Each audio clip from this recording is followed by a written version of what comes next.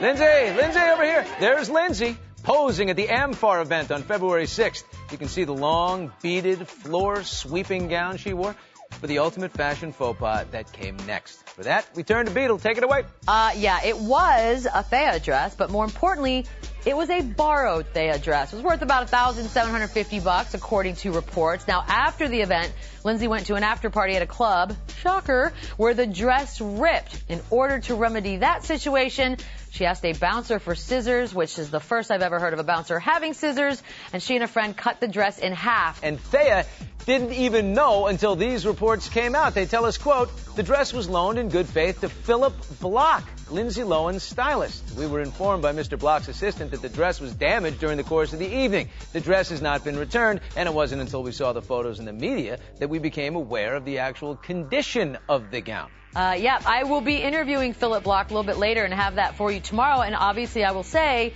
why are you giving great dresses to Lindsay Lohan? That's my first question. Philip Block dressed both Hilary Swank and Halle Berry on the night that they won their Oscars. He's a big-time guy. What's the deal? Can't smell trouble when it walks in, Phil? That's a good question.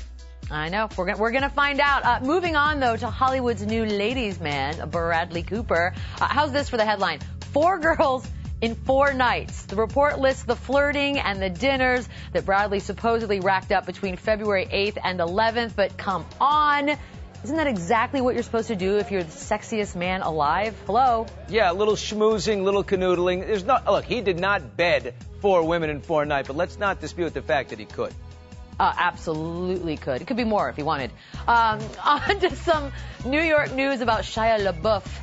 Set to make his Broadway debut in Orphans, co-starring Alec Baldwin, but a week and a half into rehearsals yesterday, he left the production due to, quote, creative differences. Today, he was replaced by Ben Foster. Oh, I love this. Alec and Shia, they're like tempestuous, separated at birth. A young version of Alec. There's a lot in common with these two, but it looks like Shia's LaBeouf, I guess that's a French translation. It means the beef. May be with Alec himself. On Twitter, Shia posted an email from director Dan Sullivan, and it reads, I'm too old for disagreeable situations. Alec is who he is. You are who you are. You two are incompatible. I should have known it. Isn't that outstanding? I love that. I love it when a suit can admit after the fact that there was no chemistry. It's tough to do. On to another feud of sorts. Yesterday we told you about Kelly Clarkson firing back at Clive Davis. Clive Davis made some inflammatory remarks about her in his new book. And we asked you, whose side are you on?